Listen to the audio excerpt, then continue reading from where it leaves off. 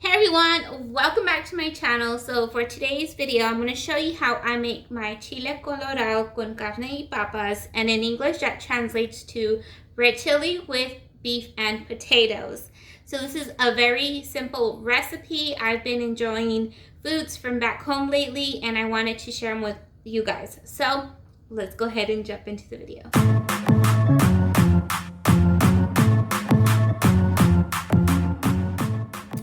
This is actually a very simple recipe. The only thing that might be time consuming is making the red chili if you don't have any prepared.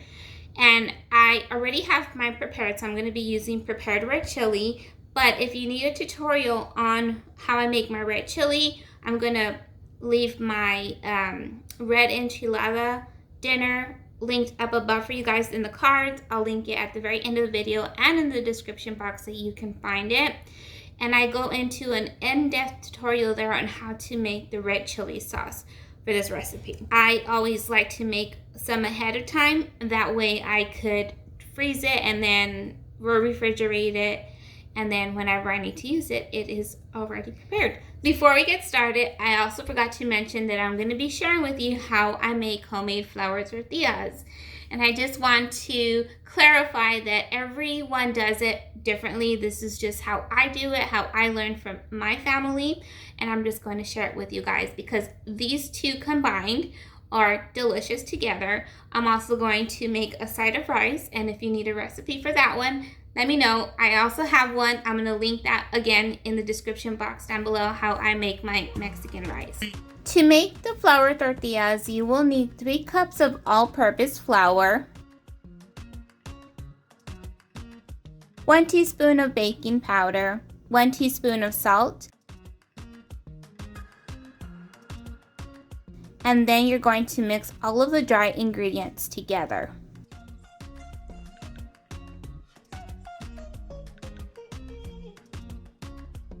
Once the dry ingredients are mixed well, add in 2 tablespoons of lard.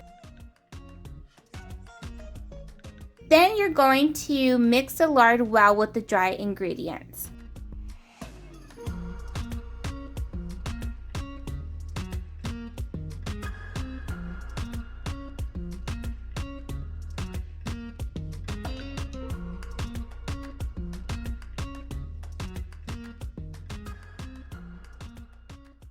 The next step is to add about 1 1/4 cups of warm water gradually.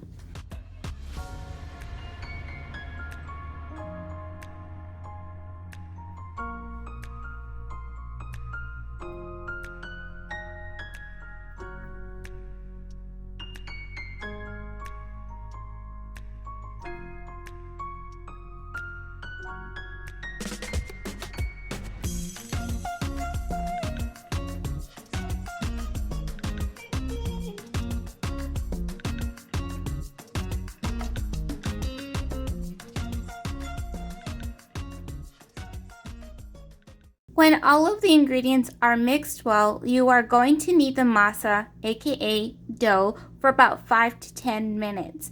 You will want to achieve a smooth texture of masa with no visible signs of the dry flour. Once you are done kneading, cover your masa and let it sit for about 20 to 30 minutes. To prepare the main dish, start with a medium-sized russet potato. Since mine is on the larger side, I'm going to cut and peel half of it. Then I'm going to cut it into even medium-sized cubes.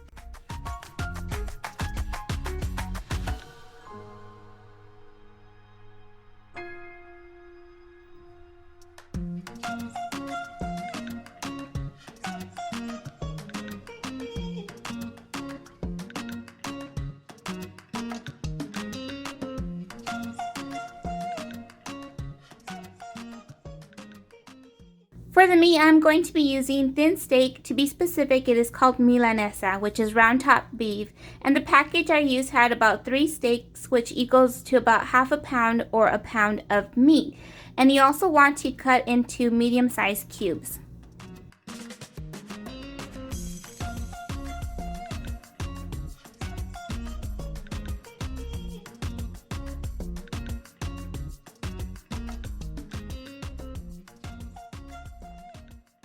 To start cooking, I'm going to be using about a tablespoon of canola oil. Keep in mind that you can also use any type of oil that you prefer.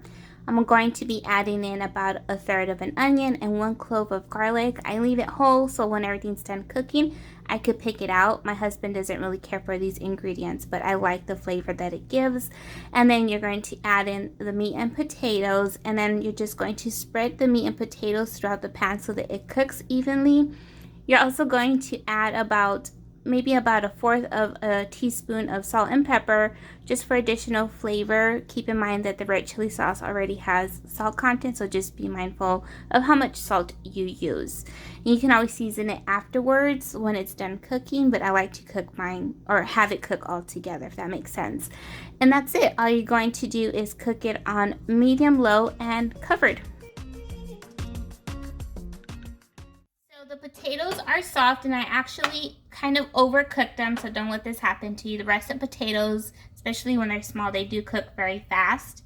I'm gonna add the red chili in. So you want to add the red chili just before the potatoes are cooked, so everything can just finish cooking together. But I don't know, my mind just goes somewhere sometimes, and I just get distracted. So that's what happened. So I got distracted. Now you're going to add in your red chili sauce, about a cup, and being that the red chili sauce is already so thick, you're going to add about 1/2 cup of water just to water it down. And that's pretty much it. You would also add a bay leaf here, but I didn't have one on hand, but it gives it a whole different flavor. So what you want to do also at this time is just check for any like salt content. If you think it needs a little bit of salt, just add a little bit of salt. Let it boil till your potatoes are fully done. Since my potatoes were already cooked, I'm just going to let it cook or boil for about a couple of minutes, and that's it. Okay, so I have my dough here for my tortillas, and this is what it looks like. It doesn't rise or anything like that. And what I'm going to do is, again, on my clean counter, I'm going to start measuring them out. And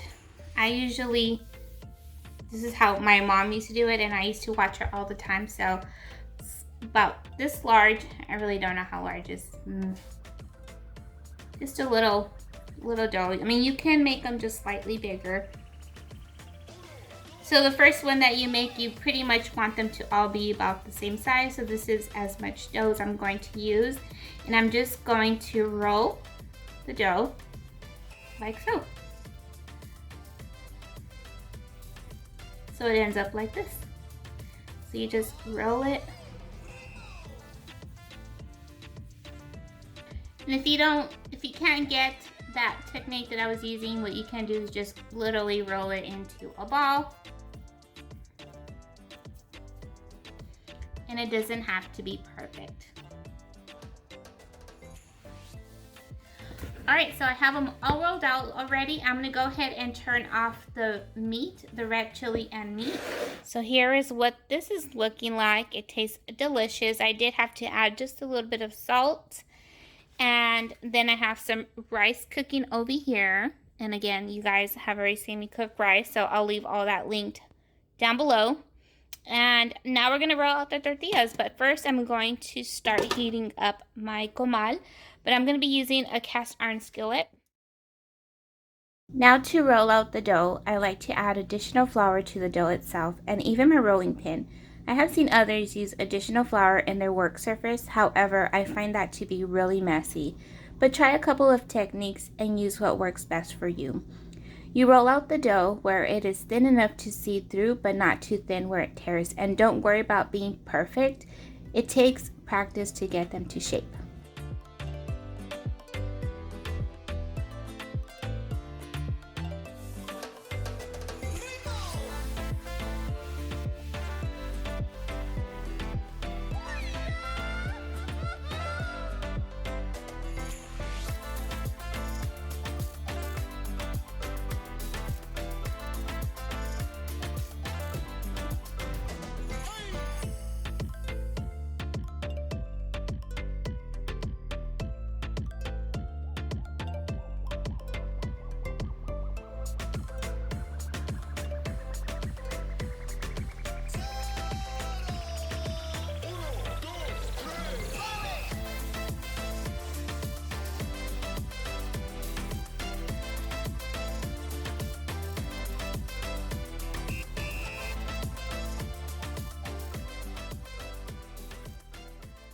To cook the dough, your gaman should be hot, but not to where your dough will burn. I usually leave mine on a medium to a medium high. When the tortilla bubbles, turn over and allow it to bubble again. Both sides should look like they are toasted on each side. Then you can remove and put them in a tortilla warmer or in a dish rag. And while my tortilla was cooking, I already started on this one. I like to multitask when I'm in the kitchen. Sometimes it's a good thing, sometimes it's a bad thing because I get easily distracted or I forget what I'm doing. So if this is your first time making any, just make sure you are paying attention to them. I'm not gonna say that I've never burned a tortilla because I have. If it's not looking nice and round, what you can also do is just stretch it out. So it doesn't have to be perfect. They're going to be eaten. Mine don't always come out perfect.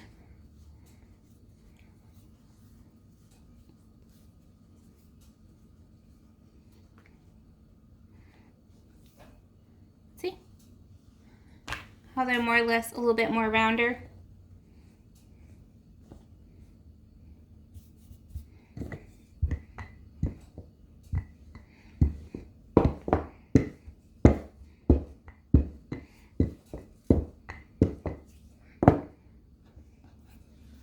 I'm just gonna let it bubble up, turn it over, and then put it on the dish, on my dish rag, just so they can stay nice and warm. And we're just gonna continue this process. So I'll see you when we're done rolling them out and cooking them.